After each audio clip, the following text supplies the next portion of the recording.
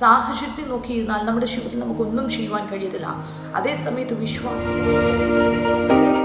ഇരുൾ അടഞ്ഞ വഴികളിൽ തിരുനാളമാകുവാൻ ഇന്നത്തെ ചിന്ത.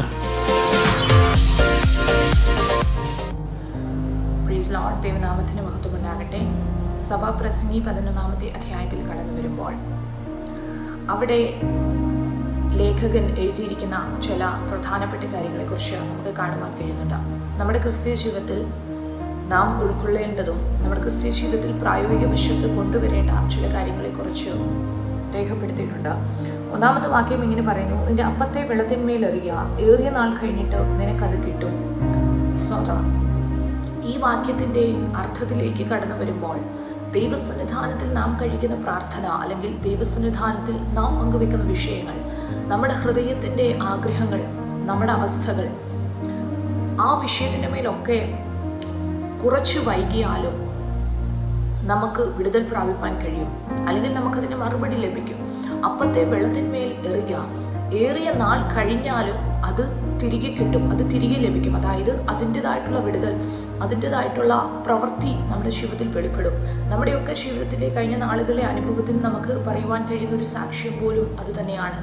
സ്തോത്രം. നാം ദൈവസന്നിധാനത്തിൽ പ്രാർത്ഥിച്ച പല വിഷയത്തിൻ്റെയും മറുപടി നമുക്ക് പ്രാപിച്ചെടുക്കുവാൻ കഴിഞ്ഞിട്ടുണ്ട്. അതിൻ്റെ 4-ാമത്തെ വാക്യത്തിൽ ഇങ്ങനെ കാണുവാൻ കഴിയുന്നു: കാറ്റിനെ വിചാരിക്കുന്നവൻ വിതയ്ക്കുകയില്ല, മേഘങ്ങളെ നോക്കുന്നവൻ കൊയ്യുകയുമില്ല. സ്വതം.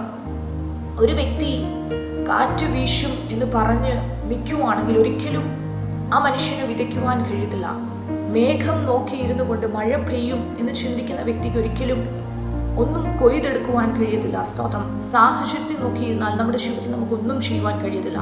അതേസമയത്ത് വിശ്വാസത്തോടെ സാഹചര്യത്തെയൊക്കെ മറന്നുകൊണ്ട് വിശ്വാസത്തോടെ ചില ചുവടുകൾ എടുത്തു വെക്കുമ്പോൾ നമ്മുടെ ജീവിതത്തിൽ ചില ദൈവപ്രവൃത്തികൾ നമുക്ക് കാണുവാൻ കഴിയും. ഹല്ലേലൂയ. ആ വാക്യത്തിൻ്റെ അർത്ഥം തന്നെ സാഹചര്യത്തെ നോക്കാതെ ചില ചുവടുകളെ എടുത്തു വെക്കുവാനാണ് നമ്മെ പഠിപ്പിക്കുന്നത്. സ്തോത്രം. കാറ്റിനെ നോക്കിക്കൊണ്ടിരുന്നാൽ, മേഘങ്ങളെ നോക്കിക്കൊണ്ടിരുന്നാൽ, സ്തോത്രം, ദൈവീക വാഗ്ദത്തങ്ങൾ, ദൈവീക ഉദ്ദേശങ്ങൾ നമുക്ക് പ്രാപിച്ചെടുക്കുവാൻ കഴിയത്തില്ല. Price the Lord. അതുകൊണ്ടാണ് പ്രവാചകനിലൂടെ കർത്താവ് രാജാക്കന്മാരുടെ 2-ാമത്തെ പുസ്തകത്തിൽ ഇപ്രകാരം ഒരു ആലോചന അറിയിക്കുന്നത്: ഈ താഴ്വരയിൽ അനേകം കുഴികളെ വെട്ടുകയും നിങ്ങൾ കാറ്റ് കാണുകയില്ല, മഴയും കാണുകയില്ല, എങ്കിലും ഈ താഴ്വര വെള്ളം കൊണ്ട് നിറയും. നിങ്ങളുടെ ആടുമാടുകൾക്കും മൃഗവാഹനങ്ങൾക്കും വേണ്ടിയൊക്കെ ഉള്ള വെള്ളം ആ താഴ്വരയ്ക്കകത്ത് നിറയും. അപ്പോൾ സാഹചര്യം നോക്കുമ്പോൾ സ്തോത്രം വളരെ അസാധ്യമാണ്. കാറ്റില്ല, മഴയില്ല, പക്ഷേ ആ താഴ്വര വെള്ളം കൊണ്ട് നിറയുമെന്ന് കർത്താവ് അവിടെ ആലോചന അറിയിക്കുകയാണ്. വിശ്വാസത്തോടെ അവൻ കുഴികളെ വെട്ടുവാണെങ്കിൽ നിശ്ചയമായിട്ടും അതിൻ്റെ അകത്ത് ദൈവത്തിൻ്റെ പ്രവൃത്തി കർത്താവ് വെളിപ്പെടുത്തും. അതിനെ വെള്ളം കൊണ്ട് നിറയ്ക്കുവാൻ ദൈവം വിശ്വസ്തനാണ്.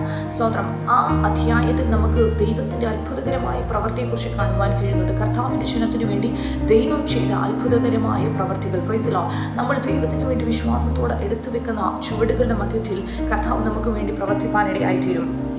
5-ാമത്തെ വാക്യത്തിൽ പറയുകയാണ്: കാറ്റിൻ്റെ ഗതി എങ്ങോട്ടെന്നും ഗർഭിണിയുടെ ഉദരത്തിൽ അസ്ഥികൾ ഉരുവായി വരുന്നത് എങ്ങനെ എന്നും നീ അറിയാത്തതുപോലെ സകലവും ഉണ്ടാക്കുന്ന ദൈവത്തിൻ്റെ പ്രവൃത്തികളെ നീ അറിയുന്നില്ല. Price the Lord. ഹല്ലേലൂയ. ഒരു കാറ്റ് എവിടേക്കാണ് വീശുന്നത്, എവിടെ നിന്ന് വരുന്നു എന്നൊന്നും നമുക്കറിയാൻ പറ്റത്തില്ല. ഇത് തന്നെയാണ് നിക്കോദിമസിനോട് യേശു കർത്താവ് പറയുന്നത്. അങ്ങനെയാകുന്നു പരിശുദ്ധാത്മാവിനാൽ നയിക്കപ്പെടുന്ന ഒരു വ്യക്തി എന്ന് യേശു പറയുന്നുണ്ട്. Price the Lord. ഇവിടെ പറയുകയാണ് കാറ്റ് എവിടെ നിന്ന് വരുന്നു എന്ന് അറിയുന്നില്ല. സ്വന്തം ഒരു കുഞ്ഞ് ഉരുവാകുന്നത്, അതിൻ്റെ അസ്ഥികൾ ഉരുവാകുന്നത് എങ്ങനെയെന്ന് നമ്മൾ അറിയുന്നില്ല. അങ്ങനെയാകുന്നു ദൈവത്തിൻ്റെ പ്രവൃത്തികൾ. ഒരിക്കലും ദൈവത്തിൻ്റെ പ്രവൃത്തികൾ നമ്മുടെ മാനുഷിക ബുദ്ധി കൊണ്ടോ സ്വതം നമുക്ക് ചിന്തിക്കുവാൻ കഴിയത്തില്ല. ആ മാനുഷിക ബുദ്ധി കൊണ്ട് ആ ദൈവത്തിൻ്റെ പ്രവൃത്തികളെ നമുക്ക് മനസ്സിലാക്കിയെടുക്കുവാൻ കഴിയത്തില്ല. സ്തോത്രം. ഈ രീതിയിലാണ് കർത്താവിൻ്റെ പ്രവൃത്തികൾ. ഹല്ലേലൂയ. ദൈവം ചെയ്യുന്നത് വളരെ അത്ഭുതകരമായതാണ്. ആമേൻ. സ്തോത്രം. അതുകൊണ്ടാണ് യോബിന്റെ പുസ്തകത്തിൽ നമുക്ക് കാണുവാൻ കഴിയുന്നത്: ആരാഞ്ഞുകൂടാത്ത വൻകാര്യങ്ങളും അസംഖ്യമായ അത്ഭുതങ്ങളും ദൈവം ചെയ്യുന്നു. Praise the Lord. ആമേൻ. ഇതിൻ്റെ അവസാനത്തിലേക്ക് കടന്നു വരുമ്പോൾ യൗവനക്കാരോട് ചില ആഹ്വാനങ്ങൾ നൽകിയാണ്. യൗവനത്തിൽ സന്തോഷിക്കുക, യൗവനകാലത്ത് നിന്റെ ഹൃദയം ആനന്ദിക്കട്ടെ, നിനക്ക് ഇഷ്ടമുള്ള വഴികളിലും നിനക്ക് ബോധിച്ച വണ്ണം നടന്നുകൊള്ളുക, എന്നാൽ ഇവയൊക്കെയും നിമിത്തം ദൈവം നിന്നെ ന്യായവിസ്താരത്തിലേക്ക് വരുത്തും എന്നറിയുക. Praise the Lord.